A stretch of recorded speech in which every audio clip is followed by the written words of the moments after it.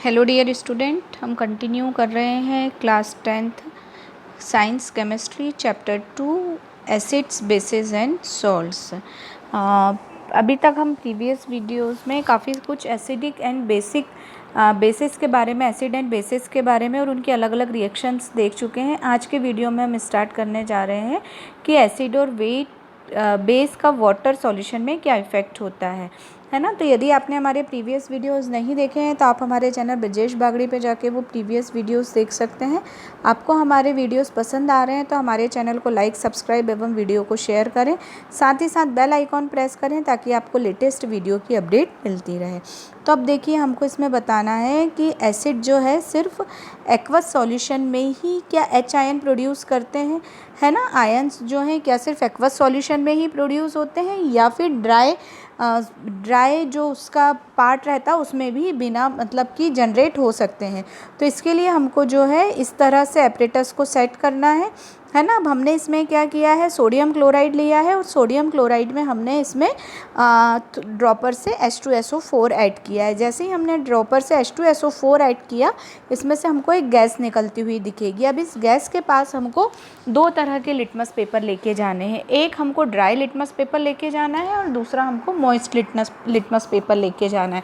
हम ऑब्ज़र्व करेंगे क्या दोनों ही कंडीशन में एक जैसे रिजल्ट्स मिल रहे हैं, ड्राई एंड मॉइस्ट में।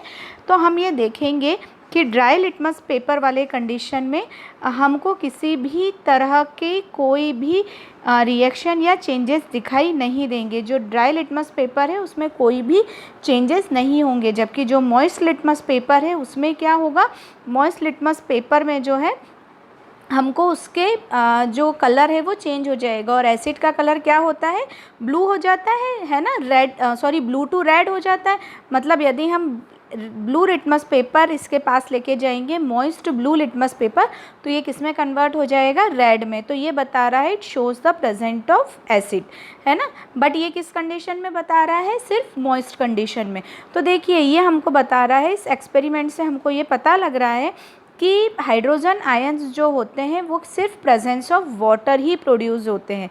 जब तक वाटर या एक्वस सॉल्यूशन नहीं है तभी वो जनरेट होंगे। यदि नहीं है, एब्सेंस ऑफ वाटर में एच आयन जनरेट नहीं हो पाते हैं, मतलब HCl से एच आयन रिलीज नहीं होंगे। तो HCl प्लस H2 हो तो ये hydronium ion plus chloride ion बन गया, है ना।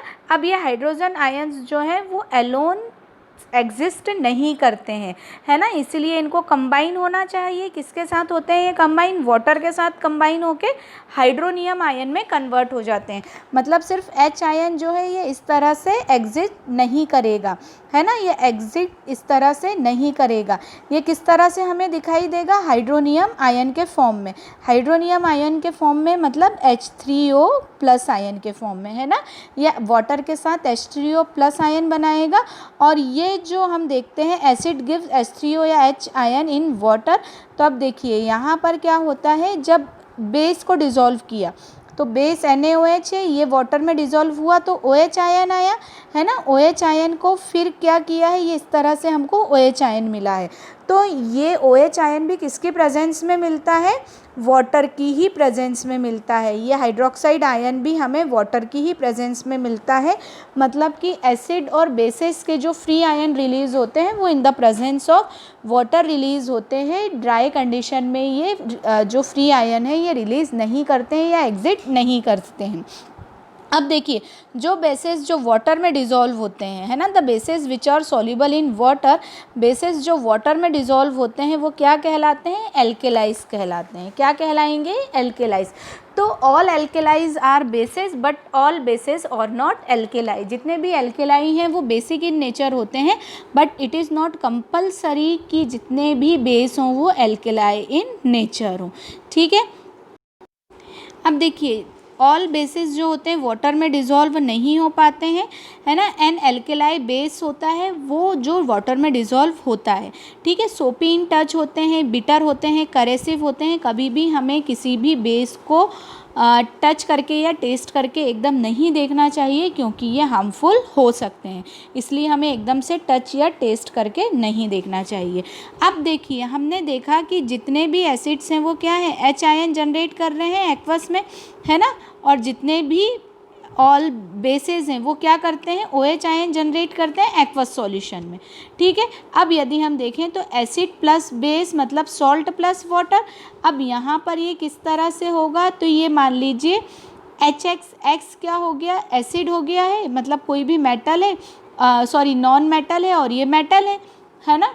तो अब देखिए H की जगह हमने कोई भी नॉन मेटल लिख ली और M की जगह हमने मेटल लिख ली, तो मेटल हमारा NaOH, तो ये मिल के क्या बन जाएगा NaCl।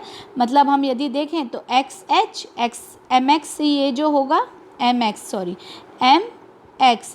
जो होगा वो सॉल्ट हो जाएगा, है ना। मतलब हमने इस फॉर्म में देखें तो HX प्लस MOH, है ना। तो ये H और M जो आपस में रिएक्ट करेंगे, क्योंकि ये पॉजिटिव है और ये नेगेटिव है, तो ये मिलके H2O बनाएंगे। अब ये H और OH मिलके H2O का फॉर्मेशन कर रहे हैं, ठीक है, और ये मिलके सॉल्ट बना रहे हैं। तो हम ये देख चुके हैं कि एसिड और बेस जब भी आपस में रिएक्शन करते हैं सॉल्ट एंड वाटर का फॉर्मेशन करते हैं, है ना। जब भी एसिड और बेस आपस में रिएक्शन करेंगे तो सॉल्ट एंड वाटर का फॉर्मेशन करेंगे।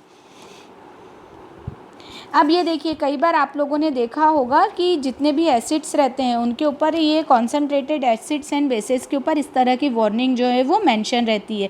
ये वार्निंग ये बताती है कि हम उसे यदि इस तरह से टच करते हैं या किसी भी ऑब्जेक्ट पे ये गिर जाते हैं तो they are corrosive in nature, उनको नुकसान पहुँचा सकती है ना। तो ये जो है ये बता रही है, ठीक है। अब यहाँ पर एक बहुत ही इम्पॉर्टेंट मतलब ये प्रैक्टिकली यूज़ है इसका, क्योंकि हम लैब में जब भी काम करते हैं तो ये प्रैक्टिकली यूज़ में आता है। तो हमने take a 10 ml water in beaker में 10 ml वाटर लिया है और उसमें फ्यू ड्रॉप्स कॉन्सेंट्रेटेड H2SO4 मिलाया है और धीरे धीरे उसे स्टीयर करते गए हैं। और जब हम बेस ऑफ द बीकर को टच करेंगे तो हमें टेम्परेचर चेंज दिखाई देगा, मतलब यहाँ पर हीट रिलीज होगी। मतलब ये कौन सी रिएक्शन है, एक्सोथर्मिक रिएक्शन है। और यही एक्टिविटी हम सोडियम हाइड्रोक्साइड के साथ करते हैं। पैलेट्स आते हैं, है ना, छोटी छोटी गोलियां ऐसे वो आती हैं, तो इसके साथ यदि हम करते हैं सोडियम हाइड्रोक्साइड के पैलेट्स के साथ, उसको जब हम वाटर में डिज़ोल्व करेंगे तब भी जो है हीट लिबरेट होगी। मतलब दोनों ही जो है वो हाईली एक्सोथर्मिक रिएक्शन होती है। तब ये बहुत ही ध्यान रखने वाली बात है कि जब भी काम करते वक्त हमें एसिड या बेस को डाइल्यूट करना हो, मेनली एसिड को जब भी डाइल्यूट करना हो तो कभी भी वाटर को एसिड में नहीं मिलाया जाता है। अगर आप वाटर को एसिड में मिला देंगे तो ये जो रिएक्शन होगी ये जो है इसमें जो एसिड है वो बाहर आ सकता है ना, और वो हार्म पहुंचा सकता है, स्प्लैश आउट हो सकता है। ये जो एसिड है वो स्प्लैश आउट हो सकता है और बर्न कॉज कर सकता है, ठीक है। तो हमेशा क्या किया जाता है, जैसे मान लीजिए बीकर है, इसमें हमने वाटर लिया हुआ है तो हम थोड़ा सा ड्रॉप बाय ड्रॉप या थोड़ी क्वांटिटी में एसिड इसमें मिक्स करते हैं और उसे स्टीयर करते जाते हैं ताकि धीरे धीरे हीट जो है वो रिलीज़ होती रहे। एक साथ अगर हम पूरे एसिड में वाटर मिलाएंगे तो एकदम से टेम्परेचर बढ़ेगा तो सॉल्यूशन तो स्प्लैश आउट हो ही सकता है, साथ ही साथ वो कंटेनर भी ब्रेक हो सकता है और एसिड के फैलने का और नुकसान पहुंचाने का डर जो है वो बहुत ही ज़्यादा रहता है। इसीलिए हमेशा ये जो वार्निंग है ये लिखी हुई रहती है कि इसे डायरेक्टली टच ना किया जाए, कहीं इधर उधर गिरे ना, नहीं तो ये कोरोसिव हार्म पहुंचा सकता है, ठीक है। तो ये जो है इसमें यही बताया है कि ये हमेशा ध्यान रखने वाली बात है कि जब भी एसिड को डाइल्यूट करना हो तो वाटर में एसिड मिलाएं, ना कि एसिड में वाटर, ठीक है। तो ये जो प्रोसेस कहलाती है ये कहलाती है डाइल्यूशन की, और डाइल्यूशन जो है कॉन्सेंट्रेशन ऑफ H आयन या हम बोल सकते हैं हाइड्रोनियम आयन का कॉन्सेंट्रेशन जो है वो कम कर देता है सॉल्यूशन में, क्योंकि वाटर ऐड कर दिया है तो उसमें कॉन्सेंट्रेशन कम हो जाता है, तो उसका जो इफ़ेक्ट है वो भी कम हो जाता है, ठीक है। तो अलग अलग रिएक्शन में अलग अलग तरह के कॉन्सेंट्रेशन की ज़रूरत होती है, कहीं 100% मतलब 90% कॉन्सेंट्रेशन लगता है, कहीं 30-40%, तो उसके लिए उसमें वाटर को ऐड करके उसे डाइल्यूट बनाया जाता है। सो आज के वीडियो में हमने डाइल्यूशन किस तरह से किया जाता है वो देखा, और एसिड और बेस अपने कैरेक्टर को कब शो करते हैं वो समझा है कि सिर्फ एक्वेटिक कंडीशन में ही अपने कैरेक्टर शो कर पाते हैं। आपको इस वीडियो में कोई भी डाउट, कोई भी प्रॉब्लम है तो आप मुझे मैसेज कर सकते हैं, कमेंट कर सकते हैं। Keep study, keep watching. Thank you so much.